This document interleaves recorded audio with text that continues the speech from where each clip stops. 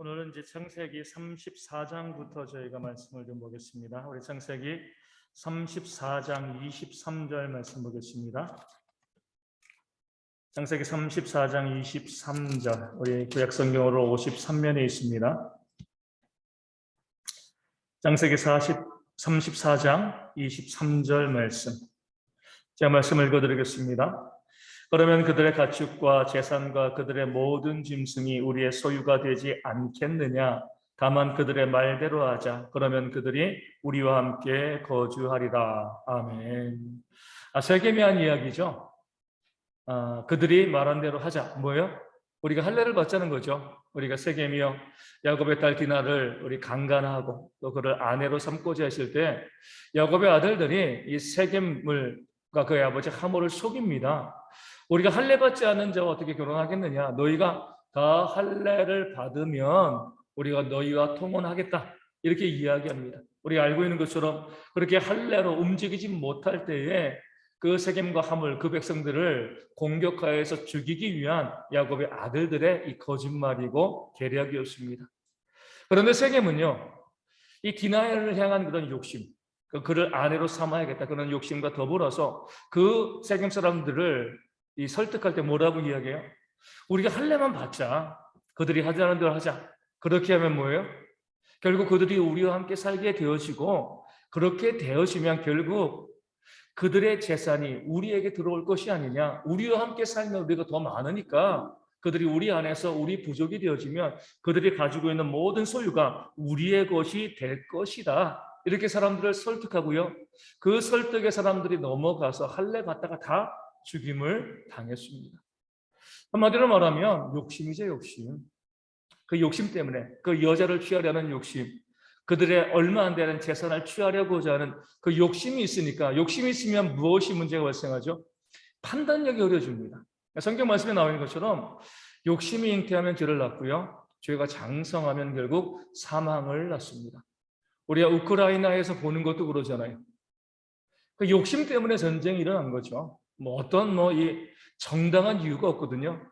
그 욕심 때문에 그 전쟁이 일어났고, 그것이 죄가 되었고요, 그것이 그 자신에게 이제 사망으로 달려갈 일만 남게 되어진 겁니다. 우리 삶에서도 보면 욕심 때문에 우리가 실패하고 넘어지는 경우들이 정말 많이 있습니다. 우리가 사건 사고가 계속해서 벌어지는데 그 사건 사고의 모든 동기는 욕심이죠, 욕심. 그것이 어떤 것, 대상이 어떤 것이건, 그것이 물질이건 사람이건 명예건 어떤 것이건 그 욕심 때문에 그 사건 사고가 벌어집니다. 우리 이제 대통령 선거 지나고 또 지방 선거인데, 선거 때마다 참 우리의 마음을 아프게 하는 건 뭐예요? 사람들은 누구에게 표를 줘요? 어떤 사람에게 우리가 투표하죠? 그러면 얼마나 좋겠습니까? 우리 정직하고 일 잘하는 사람에게 표를 주면 얼마나 좋겠어요, 그렇죠? 대부분은 뭐예요? 그런 신념들 별로 상관하지 않습니다. 이 사람이 당선이 되어지면 나에게 얼마나 유익할까? 내 재산에 또 내 성공에 얼마나 유익할까? 우리 보면은요, 더 이상 이념의 시대가 아니에요. 신념의 시대가 아닙니다. 그렇기 때문에 우리 후보들이 나와서 항상 뭘 이야기해요? 잘 살게 해줄게, 잘 먹게 해줄게, 부자 되게 해줄게, 이 경제를 내가 책임지겠다. 경제에 대한 부분을 보고요, 그것이 나에게 얼마나 유익한가 이거 보면서, 옛날에 내가 아무리 시대였던 사람이라 할지라도 그 사람이 내 경제적인 유익을 보장해 준다라고 하면 그 사람에게 표를 주는 것이요, 요즘 이 시대의 투표의 핵심입니다. 이제 선거하는 사람들도 자꾸 그것을 이야기하잖아요. 어디 전철을 놓는다, 이제 공항을 만든다, 한다. 다 이제 이 물질적인 보상과 이 물질적인 이 부분과 연결되어지니까, 저 사람의 대통령이 되어지면 여기에 공항이 생기고 여기에 철도가 들어서고 여기에 무엇이 생기면 그로 인하여서 내가 좀 더 큰 유익을 얻지 않을까. 이로 인해서 우리가 이 투표하고 표를 던지는 경우들이 참으로 많이 있습니다. 우리가 이제 그런 이 정치, 이제 곧 6월 1일이면 이 지방선거가 되어지는데, 요즘 이제 뉴스를 보면 재밌어요. 아니, 어떻게 저런 사람이 또 이렇게 다시금 전면에 등장해가지고 할까?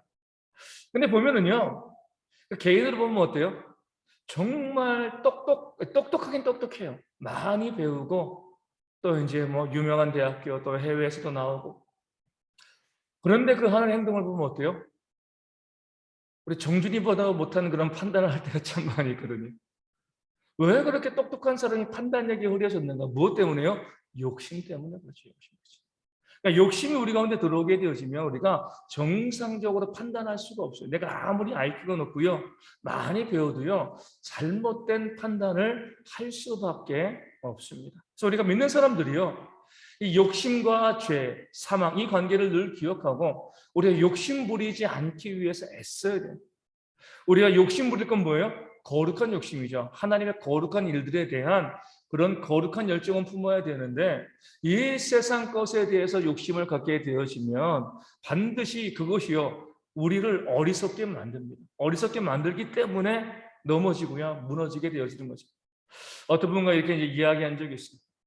목사님이 교회 새로 겠다고 오셔가지고 뭐 교회 이제 여러 가지 제도를 만들고 저희 교회랑 비슷하게 이제 만든 부분들이 있어요. 우리 교회가 한 500명쯤 되어지면 교회를 우리 분리해서 개척하고 분리해서 나누겠다. 큰 교회보다는 작은 교회를 만드는 것이 교회가 건강해지는데 훨씬 더 중요하다. 그래서 이제 정관을 만든 거죠. 500명이 되었습니다. 어떻게 했을까요? 정관을 뜯어 고치는 거죠, 그렇죠? 1000명으로. 아직 1000명이 안 됐는데 1000명이 되면 어떡할까요? 한 3000명으로 바꾸겠죠? 3000명이 되어지면요. 한 10,000명으로 바꿀 거. 될 수 있을지 안 될지 모르겠지만 그게 사람의 욕심인 거죠. 이것이 옳게 보이고 이것이 맞아. 그런 신념과 가치관으로 살다가도 욕심이 생기기 시작하면은요. 판단력이 흐려질 수밖에 없습니다. 그래서 우리가 항상 욕심내지 않도록 내 자신을 잘 다스리는 지혜가 있어야 돼요. 중요한 것은요. 누구라도 내가 많이 가지게 될수록 욕심이 생긴다는 겁니다. 저도 마찬가지예요. 내가 많은 것을 가지고 있는데 욕심에 지배당하지 않는 사람은 아무도 없습니다. 그럼 어떻게 해야 돼요? 많은 것을 가지지 않도록 애쓰고 노력을 해야죠. 예전에 제가 설교한 제목 중에 그런 거 있습니다. 내가 소유한 것이 나를 소유하게 되었어요. 내가 가지고 있는 것이 결국 나를 지배하게 되어 있습니다. 우리가 욕심이 생길 수밖에 없는 거죠. 그래서 믿는 사람들은요, 자꾸 가지지 않기 위해서 애쓰고 노력하는, 그러니까 자꾸 흘려보내는 것이죠. 그럴 때 욕심이 안 생기지. 욕심이 있으면요, 내가 점점 많은 것을 갖게 되어지면 누구에게나도 욕심이 발생할 수밖에 없습니다. 그렇기 때문에 자꾸 내어놓는 삶을 살아가는 그런 지혜가 우리 가운데 있어야 할 줄로 믿습니다. 우리 35장 22절 말씀 보겠습니다. 창세기 35장 22절에 이스라엘이 그 땅에 거주할 때에 루벤이 가서 그 아버지의 첩 빌하와 동침함에 이스라엘이 이를 들었더라. 아멘. 이스라엘은 야곱이죠. 루벤은 누구예요? 야곱의 첫째 아들. 야곱과 레아 사이에 태어난 아들이 루벤입니다. 루벤이 누구와 동침을 했어요? 이 아버지의 첩이죠. 이 라헬의 이제 종이었던 빌하와 동침하게 되었습니다. 악한 죄를 저지른 겁니다. 어떻게 해석은 아버지의 아내였잖아요. 그렇죠? 아버지의 아내이거든요. 아버지의 아내와 동침하게 된 것은요. 뭐 이 빌하나 루벤이나 다 죽어 마땅한 죄를 지은 거죠. 이스라엘이 그것을 들었습니다. 문제는 뭐예요? 그리고 그 다음에 조치가 없는 거예요. 우리 이전에 보면 34절에도요. 이스라엘 야곱은요. 그의 딸 디나가 이 세겜에게 더럽혀졌다는 이야기를 듣고도 침묵했습니다. 그러니까 자기의 안위만을 걱정했어요. 잘못된 것이 있는데 문제가 있는 것이 있는데 그런 것을요. 그냥 듣고서 그냥 가만히 놔두면요. 죄는 어때요? 더 많아질 수밖에 없습니다. 야곱의 잘못이 이거죠. 우리가 나중에 이제 사무엘상에 가면 우리 사사 엘리가 나오잖아요. 엘리의 잘못이 뭐예요? 그의 두 아들이 불량했음에도 불구하고 혼내지 않았습니다.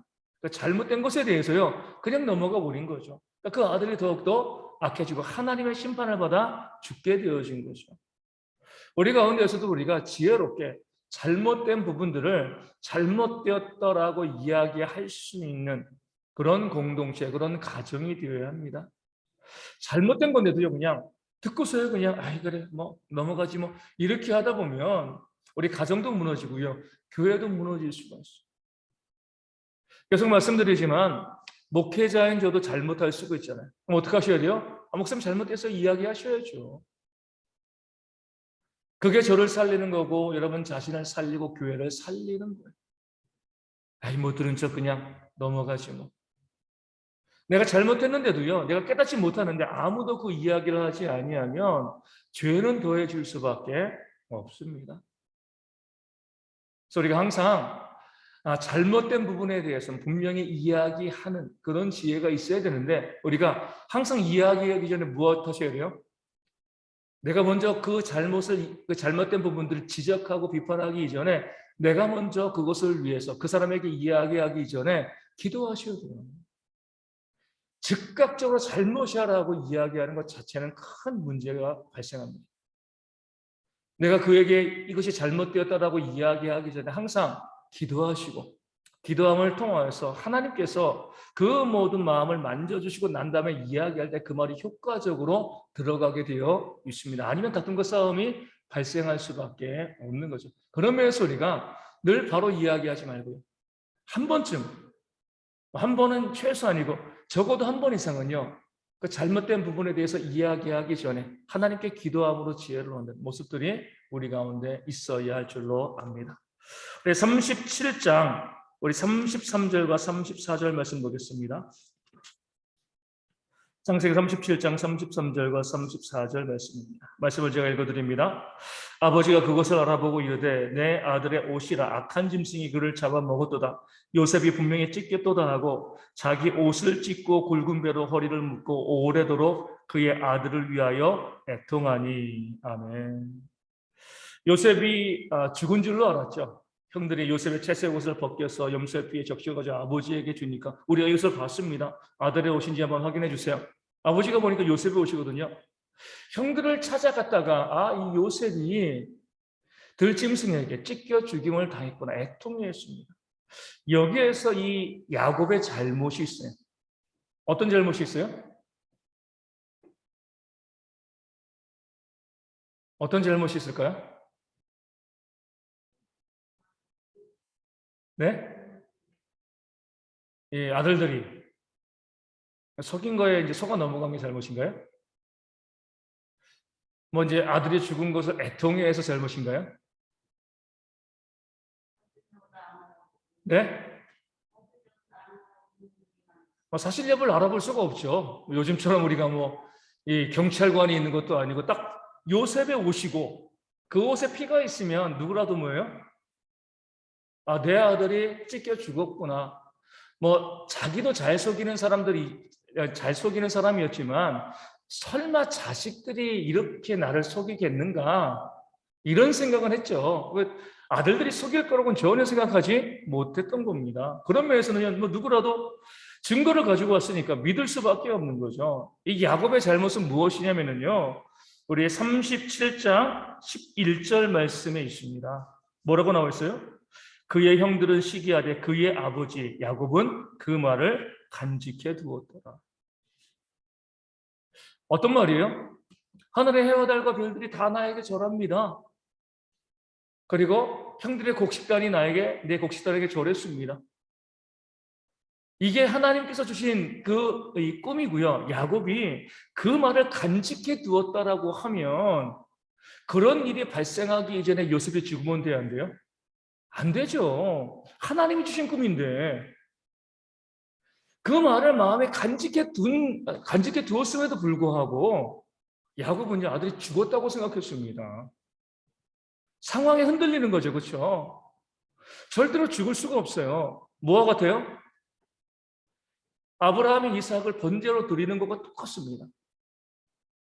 아브라함이 하나님의 말씀에 너무나 잘 순종해서 아들 이삭을 번제로 드리라고 하니까 그래 나는 하나님의 말을 순종해야 돼.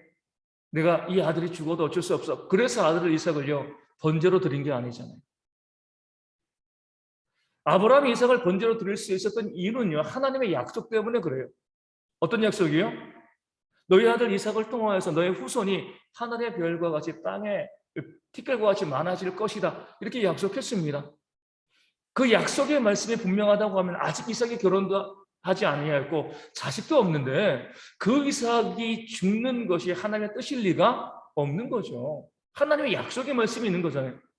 그 말씀에 만약에 아들 이삭이 결혼해서 자식이 있었다라고 하면 약간 주춤했을 거예요. 아, 얘를 죽이면 그 자식이 있으니까 그 자손들은 이어질 수 있는 거잖아요. 근데 아직까지 이삭이 결혼하지 아니하고 자식이 없는 거예요. 근데 하나님의 약속은 뭐예요? 이삭의 후손을 약속했습니다. 하나님께서 죽여도 다시 살리시고 죽지 않게, 결국 죽지 않게 하실 것을 아브라함은 믿었기 때문에 그 아들 이삭을 데리고 가서 모리아 산에서 그 아들에게 칼을 들 수 있었던 겁니다. 하나님의 약속에 대한 믿음이 있으니까요. 말도 안 되는 명령이고요. 정말 어려운 상황이지만 그 상황 가운데도 흔들리지 않은 거죠. 근데 야곱은 그러지 않았어요. 하나님께서 요셉에게 준 꿈이 있고요. 그것을 그 마음에 간직해 두었다라고 하면 아니야. 짐승이 내 아들 요셉을 찢어서 이렇게 이 피 묻은 옷이 있어도 요셉은 결코 죽지 않았을 거야. 이렇게 생각을 해야죠. 그러니까 자식들에게 속아 넘어갈 수는 있지만 자식들도 우리가 죽겠어 한 게 아니잖아요. 이 옷을 보세요. 그러면 어떻게 해서라도 요셉은 살아 있을 거야. 그 약속의 말씀을 하나님의 비전을 그 마음에 두었다라고 하면 어떤 상황이 와도 흔들리지 않고요. 그 말씀을 지켜나가야 되는데 그 말씀을 그 마음 가운데 두고서 또 그런 일들이 벌어지니까 내 아들이 죽었다라고 생각한 거죠. 그 말씀보다 뭐가 앞선 거예요? 상황이 앞선 거예요.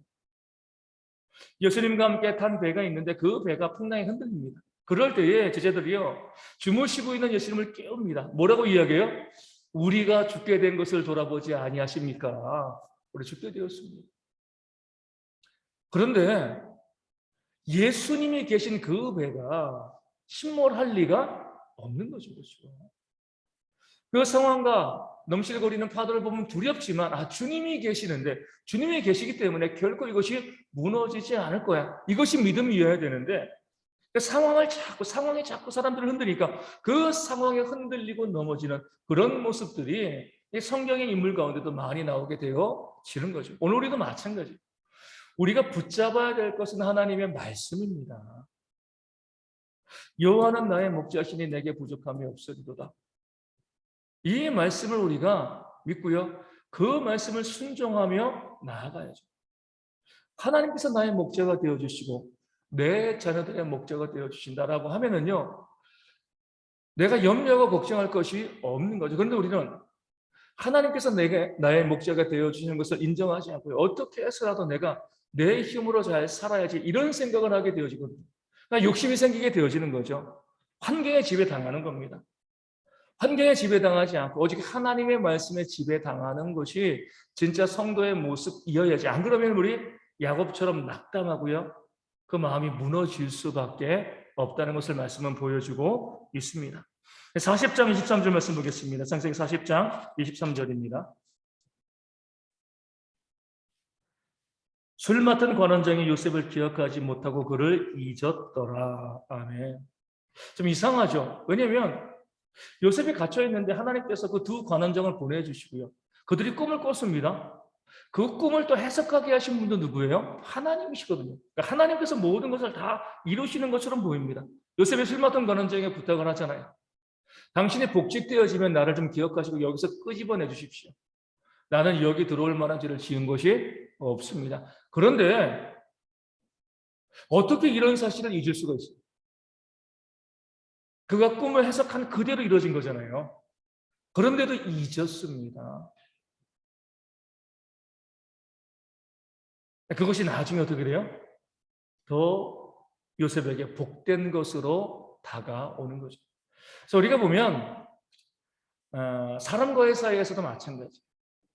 내가 이렇게 해줬는데 내 은혜를 그 사람이 잊어버릴 때가 참 많이 있습니다. 근데 우리가 좀 마음 상하고요. 낙심하거든요. 야, 내가 어떻게 해주는데.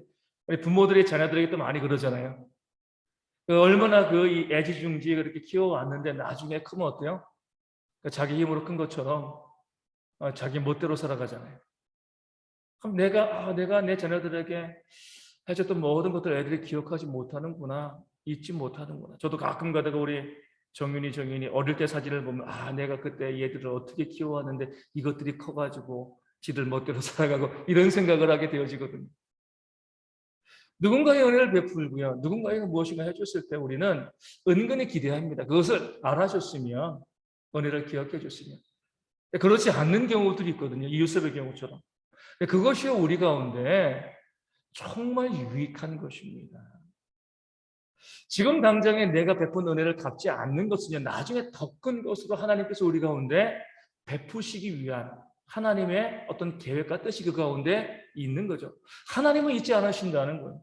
그래서 우리가 항상 사람과의 관계 가운데서 내가 누군가에게 잘해줬다고 해가지고요, 그 사람에게 무엇인가 받을 것을 기대하는 순간 우리는요, 신앙이 무너질 수밖에 없습니다.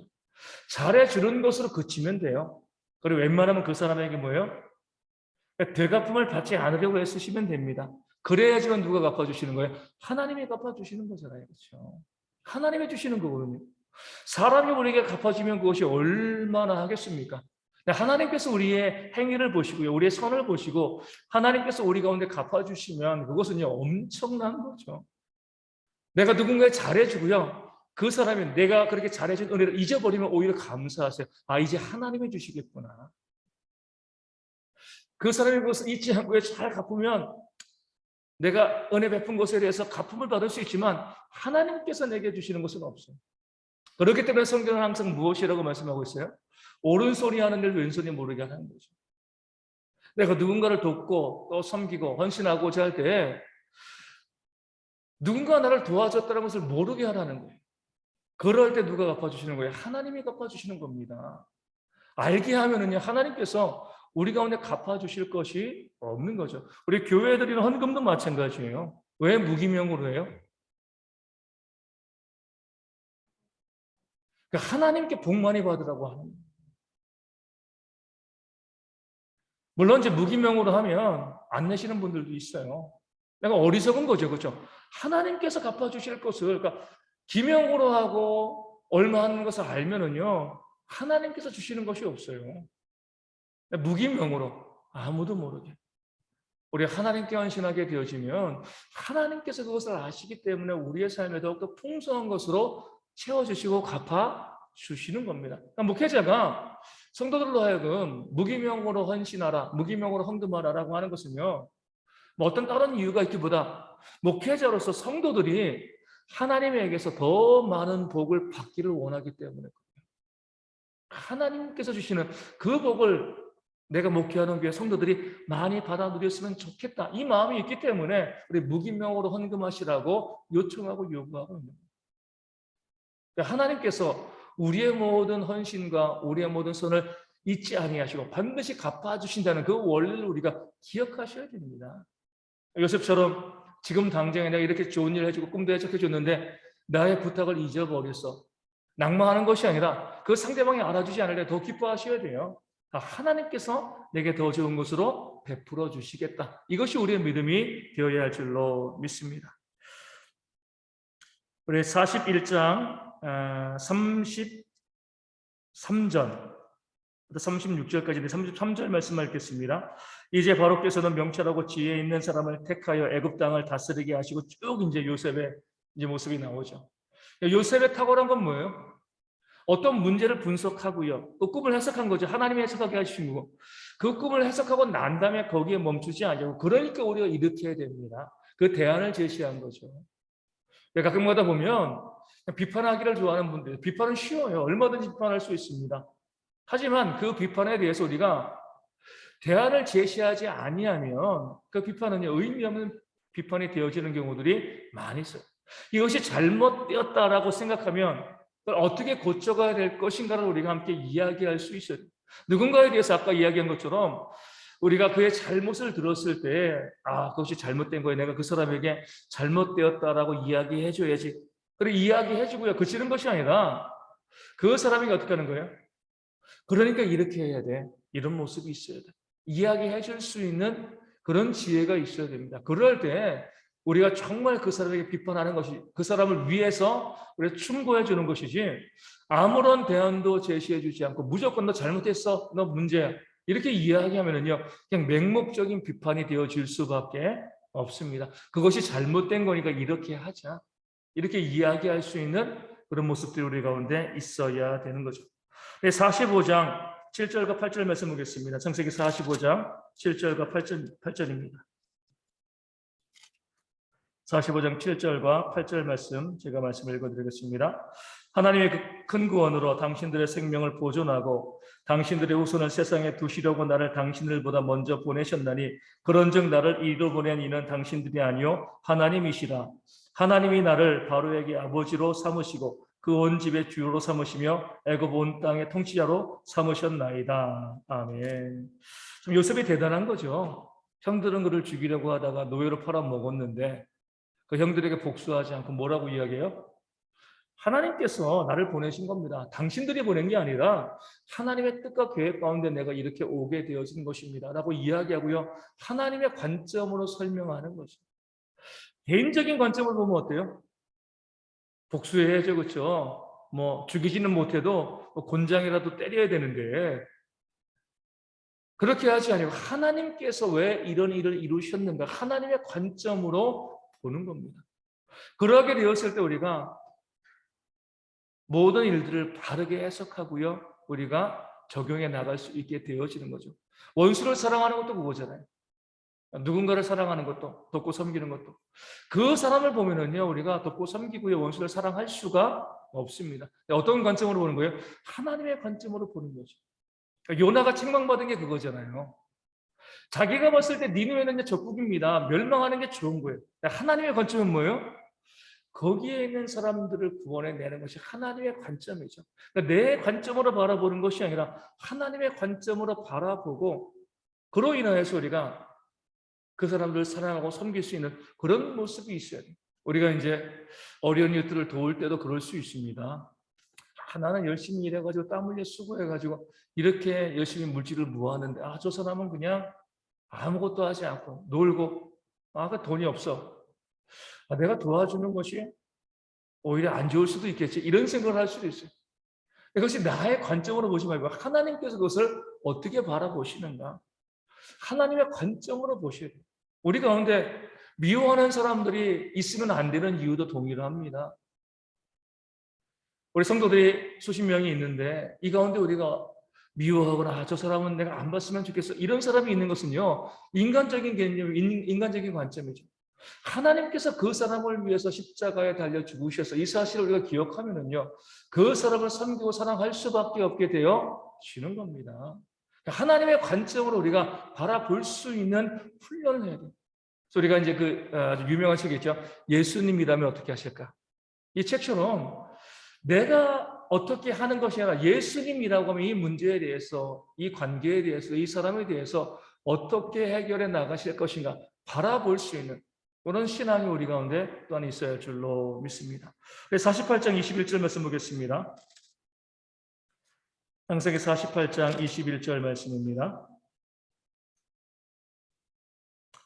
이스라엘이 요셉에게 또 이르되 나는 주구나 하나님이 너희와 함께 계시사 너희를 인도하여 너희 조상의 땅으로 돌아가게 하시려니와. 아멘. 나는 죽는다는 거죠. 하지만 하나님께서는 뭐예요? 너희와 함께 계신다. 이것이 우리가 가정에서 우리 자녀들을 바라보는 관점이에요. 나는 언젠가는 하나님 품으로 가죠. 그렇죠? 하지만 우리가 염려하지 않을 게 뭐가 있어요? 하나님께서 너희와 함께 계신다. 그러니까 우리 자녀들에게 무엇인가 세상적인 물질 이런 것들을 남겨주시려고 애쓰지 마세요.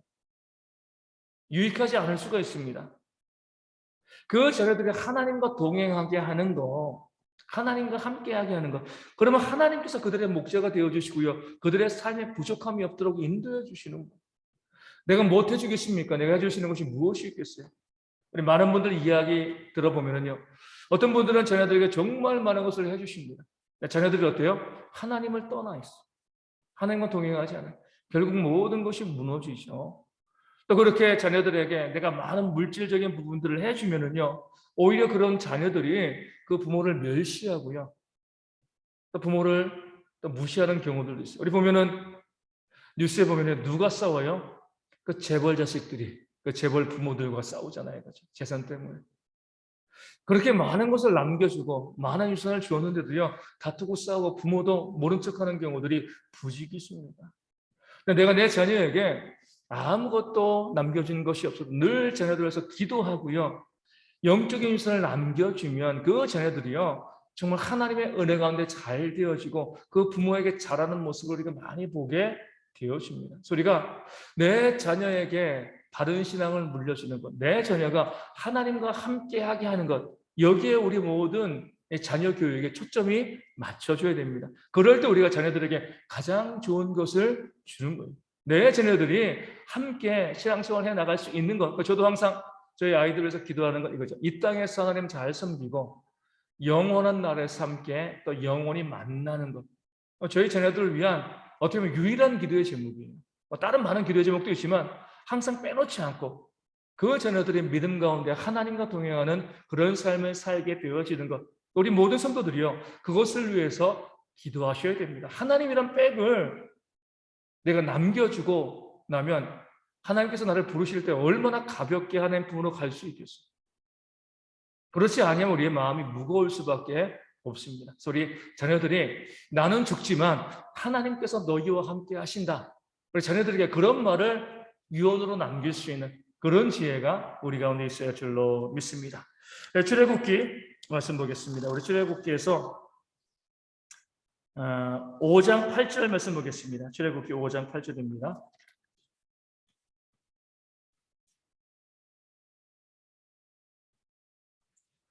출애굽기 5장 8절 말씀. 또 그들이 전에 만든 벽돌 수요대로 그들에게 만들게 하고 잠잠하지 말라. 그들이 게으름으로 소리질러 이르기를 우리가 가서 우리 하나님께 제사를 드리자 하나니. 아멘. 뭐라고 이야기하는 거예요? 우리가 광야에 가가지고 하나님께 제사하겠습니다. 야, 니네들이 참 게으르다. 그러니까 예배하는 것을 뭐로 보는 거예요? 게으른 행위로 보는 거예요. 열심히 일해야지 먹고 살아야지 무슨 예배야. 뭐 예배하면 먹을 것이 나와 밥이 나와 이렇게 이야기하는 거죠. 너희가 게으르니까 예배하려고 하는 것이지 너희가 부지런한 사람이라고 하면 예배하지 않을 거라는, 예배하고자 하는 마음이 없을 거라는 겁니다. 우리 가운데도 이런 모습들이 또 많이 보여지고 있죠. 예배한다, 하나님께 우리 모인다라고 했을 때 뭐예요? 게으르다라고 생각을 합니다. 뭐 세상에서 할 일이 얼마나 많고 또 돈도 벌어야 되고 우리가 너무나 많은 일이 있는데 우리가 무엇 때문에 예배를 해야 돼? 시간 남을 때 그때는 예배하지만 그렇지 않으면 예배할 이유가 없어, 필요가 없어. 이렇게 이야기하는 그런 사람들이 교회 안에도 많이 있어요. 그렇기 때문에 어때요? 아이들이 고3이 되어지면 교회 안 보내잖아요. 교회 가서 예배하는 것이 게으른 것이라고 생각합니다. 지금 공부해, 너 지금 공부해야 될 텐데 지금 무슨 예배냐? 대학교 들어가고 난 다음에 뭐예요? 교회가. 그렇게 해도 늦지 않아. 이렇게 이야기. 그러니까 이 애굽 왕과 똑같은 관점으로 바라보는 겁니다. 예배가 우리의 삶에 얼마나 중요한 것인가, 이것을 우리가 인식하지 못하는 거죠. 우리가 온전히 예배할 때 그 예배가 우리를 살린다는 그 사실을 기억해야 되는데 예배의 중요성을 생각하지 않냐고요. 게으르기 때문에 예배하는 거예요. 예배는 다 시간 남으면 할 거 없으면 하는 것이 예배야. 이런 식으로 생각을 하는 거죠. 그러니까 예배가 우리 삶의 우선순위에서 가장 뒤에 있게 되어질 때에 우리가 악한 자와 똑같은 그런 사고방식을 갖게 되어지는 겁니다. 예배가 우리의 삶의 가장 중심에 있어요. 아까 헌금과 예배도 마찬가지입니다. 동일한 거죠. 우리가 예배할 때 그 예배하는 우리를 보시고 하나님께서 그런 우리 가운데 은혜와 복을 내려 주십니다. 우리도 그러잖아요. 어떤 자녀들이 가장 좋아요? 예? 어떤 자녀요? 말 잘 듣는. 어떻게 하는 게 말 잘 듣는 거예요?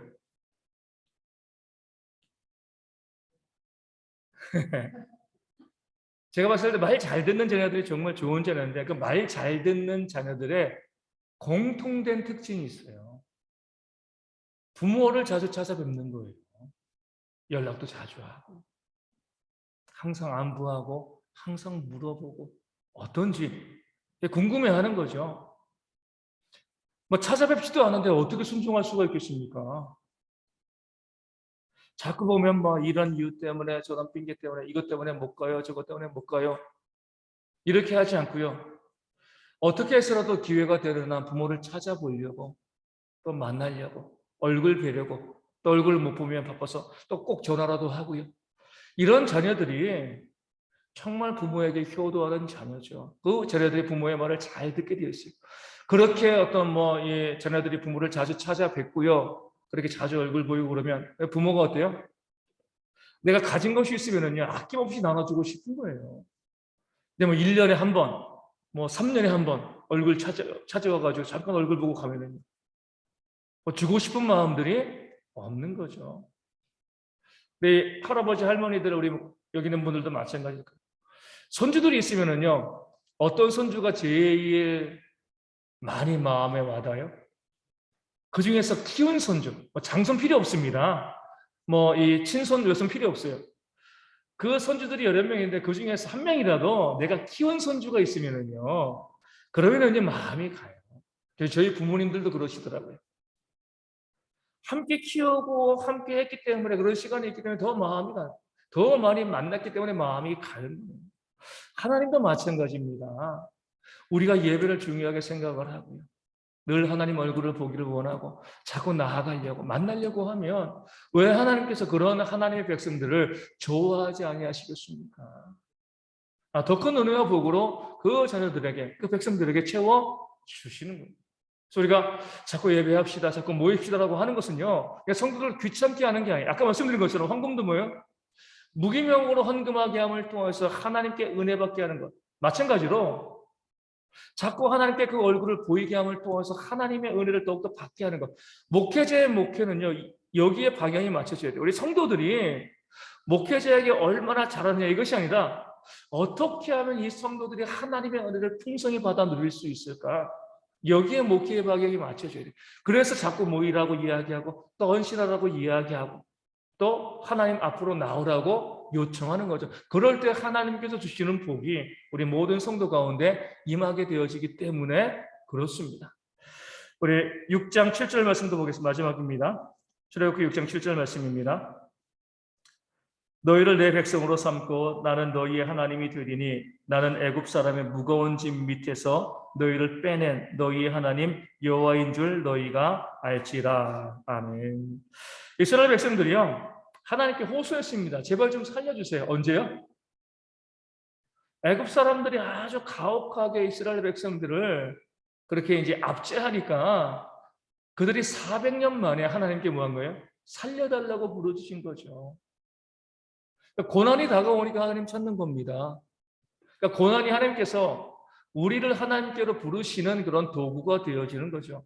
만약에 이 이스라엘 백성들이 애굽에서요 잘 대우받고요 잘 먹고 잘 사는 그런 모습이면 모세가 그들을 이끌고 나가려고 해도 안 나갔을 거예요. 여기가 좋은데 인정받고 먹을 것도 있고 잘 먹고 잘 사는데 굳이 우리가 가나안 땅을 갈 필요가 뭐가 있습니까? 이런 생각을 하는 거죠. 근데 압제당하니까 고통당하니까 벗어나고 싶은 거죠. 하나님을 찾고요. 하나님께 도우심을 구하는 겁니다. 소리 믿는 성도들의 삶에 하나님께서 고난을 주신 이유를 아셔야 돼요. 왜 성도들이 때로 좀 어리석게 반응할 때가 있어요. 고난을 주면은요 원망하고 불평하고 끝내요. 그게 아니거든요. 내 삶의 어려움과 고난이 다가온다는 것은 하나님께서 우리로 하여금 기도하라는 겁니다. 좀 부르짖어 이렇게 요청하는 거죠. 왜요? 그렇게 기도하고 부르짖으면 우리의 삶을 회복시켜 주시기 때문에 그렇습니다. 우리 삶에 고난과 어려움이 있으면은요, 물론 힘들죠, 어렵죠. 하지만 그럴 때 감사해야 돼요. 하나님이 나를 잊지 아니하시고 나를 부르시는구나. 내가 주님께 나아가서 기도하고 부르짖으면 하나님께서 우리의 삶에, 내 삶에 이 모든 문제를 넘어서 큰 은혜와 복을 내려주시겠다. 이런 믿음의 고백들이 우리 가운데 있어야지 지혜로운 그 성도가 되어지는 겁니다. 요즘 시대에 참 안타까운 게 하나님께서 하나님께 주시는 복을 받는 방법을 우리가 잘 모르는 경우들이 참 많이 있어요. 문제와 어려움이 생기면 당장에 교회 달려나서 기도하셔야 됩니다. 부르짖어야 돼요.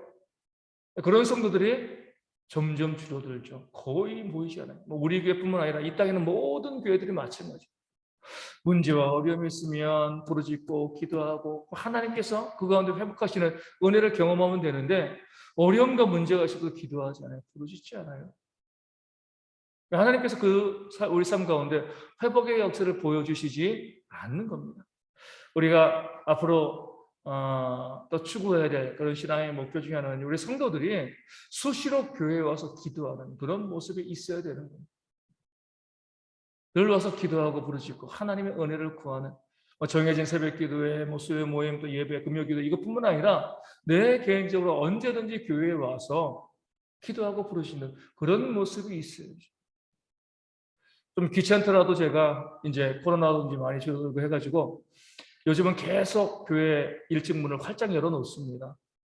가끔 가다가 고양이가 들어와서 문제가 발생되기는 하는데 어찌되었건 우리 성도들뿐만 아니라 누구라도 좀 기도하고 싶은 분이 있으면 와서 기도하고 또 부르짖는 이것이 교회가 되어줘야 하기 때문에 계속 문을 열어놓는 거죠. 이 문 열어놓으면요 귀찮은 일들이 많아요.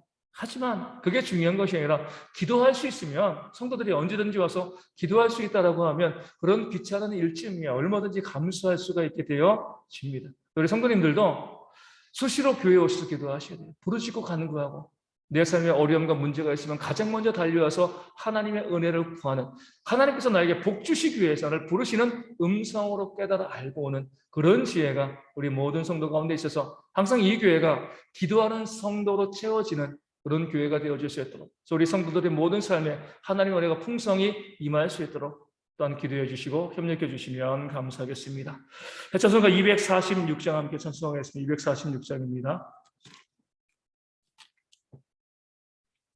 찬송가